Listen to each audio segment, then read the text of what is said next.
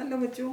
पिछली वीडियो में हम हर्षवर्धन और उसके साम्राज्य के बारे में पढ़ रहे थे और जो उसके साम्राज्य में उस अवधि में जो उनका एडमिनिस्ट्रेशन था उसके बारे में पढ़ा था। उसमें हमने पढ़ा था गुप्त जो थे, गुप्तास जो थे वो बहुत ही सफल शासक थे और अच्छे प्रशासक थे। और राजा उनका जो है वो सर्वोच्च अधिकारी होता था और साम्राज्य जो है कई प्रांतों में बटा हुआ था और प्रांत जो थे वो कई जिलों में विभाजित थे। जिलों में कई गांव उनके नियंत्रण में थे। लिटरेसी, अब उसी के आगे पढ़ते हैं हम। Literary work of this period mention many officers working at different level of the administration provinces which were under the control of royal princes were called upariksha. The princes were assisted by a group of officials called the Kumar Matyas. The districts were under the administrative control of the Vyaspid. Some of these posts become hereditary. इस अवधि में जो है साहित्यिक कार्यों में के विभिन्न स्तरों पर काम करने वाले कई अधिकारियों को का इसमें उल्लेख किया गया है। प्रांत का जो उनमें जो शाही राजकुमारों का नियंत्रण, प्रांत जो थे वो शाही राजकुमारों के नियंत्रण में थे, उन्हें उपरिक्ष कहा जाता था। उपरिक्ष कहा जाता था। राजकुमारों को अधिकारियों का एक समूह द्वारा सहायता प्रदान की जाती थी, उन्हें जिन्हें कुमार मात्य कहा जाता था।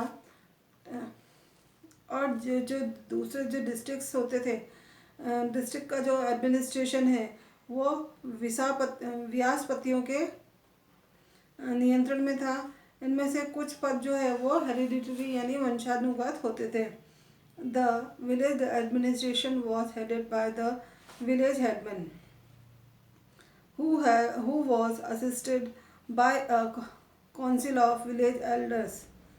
City administration consisted of a council including the council president and the chief scribe and representative from the guild of artisan and merchants. The administration of this period was decentralized and officials had the freedom to govern the territories under their control. गांव के मुखिया के नेतृत्व में गांव का प्रशासन होता था, जिसे गांव के बुजुर्गों की जो परिषद होती थी, काउंसिल होती थी, वो उनके द्वारा जो है उसको हेल्प की जाती थी। नगर का जो एडमिनिस्ट्रेशन होता था वह एक परिषद संभालती थी, जिसमें जो प्रेसिडेंट, द चीफ जो है चीफ स्क्राइब और रिप्रेजेंटेटिव जो होते थे, लोगों के जो रिप्रेजेंटेटिव होते थे वो इसमें शामिल होते थे। इस अवधि के प्रशासन को जो है डिसेंट्रलाइज किया हुआ था, यानी कि जो कार्य जो है वो विभिन्न अधिकारियों के बीच में बांटा गया था और अधिकारियों ने अपने नियंत्रण के तहत क्षेत्रों को में स्वतंत्रता से कंट्रोल किया हुआ था। Gradually, some changes were made in the administrative system. The ruler began to give land grants to religious leaders, temples, and monasteries.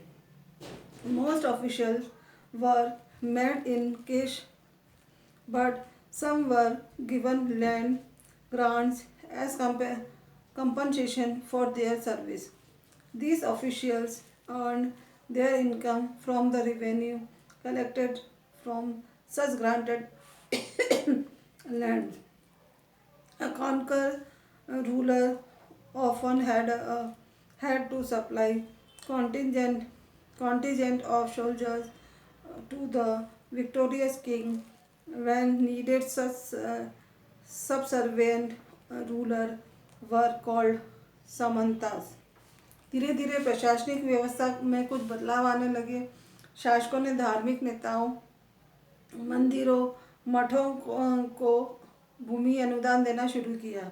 अधिकांश ऑफिशियल्स को भुगतान किया गया, कैश में भुगतान किया गया, लेकिन कुछ को उनकी सेवाओं के मुआवजे के रूप में जो है ज़मीन दी गई। इन ऑफिशियल्स ने ऐसी दी हुई भूमि को, ज़मीन को जो से प्राप्त राजस्व से अपनी आय अर्जित की। एक विजयी शासक को अक्सर विजयी राजा के लिए सैनिकों की टुकड़ी की आपूर्ति करनी पड़ती थी। ऐसे उपशासक शासकों को सामंत कहा जाता था। Life in this period, we have lots of information about life in the Gupta period. In this various fact from the account of Fa Yan, he mentioned that people were generally happy, peaceful, secure and prosperous under the Guptas. People were honest, obeyed laws and crime were negligible. Punishment were made and no spy system existed. People working in the field and paid 1/4 to 1/6 of their produce as tax. Caste system further strengthened in the society. Craftsmen were grouped into sharing internal and external trade flourished, and the Guptas had made links with Persia, Arabia, Africa, Southeast Asia, and Mediterranean countries. Major items of export were paper, pearl, ivory, perfume, and precious stones. हमें अपने विभिन्न पहलुओं में गुप्त काल के जीवन के बारे में बहुत सारी जानकारी मिली है, जो फायान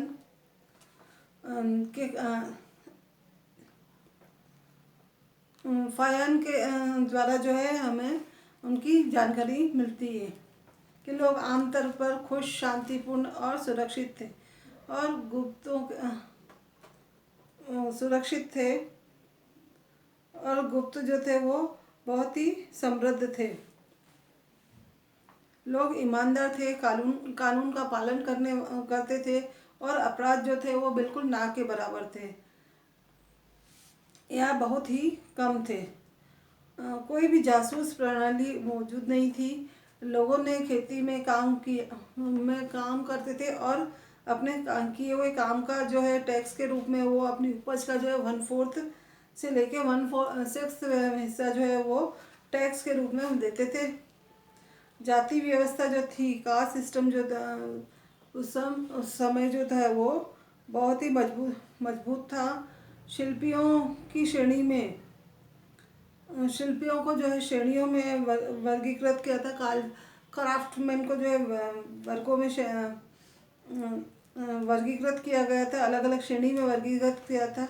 आंतरिक और इंटरनल और एक्सटर्नल ट्रेड जो है वो बहुत ही अच्छा फ्लोरिश हो रहा था। गुप्तास का जो है Paris, Arabia, Africa, south east Asia और मेडिटेरियन कंट्रीज़ के साथ जो है ट्रेड रिलेशंस थे। निर्यात की जो एक्सपोर्ट की जो प्रमुख वस्तुएं थी वो थी पेपर यानी काली मिर्ची, पर्ल्स, आइवरी, मोती, हाथी दांत, परफ्यूम, इत्र और कीमती वस्तुएं। Thank you.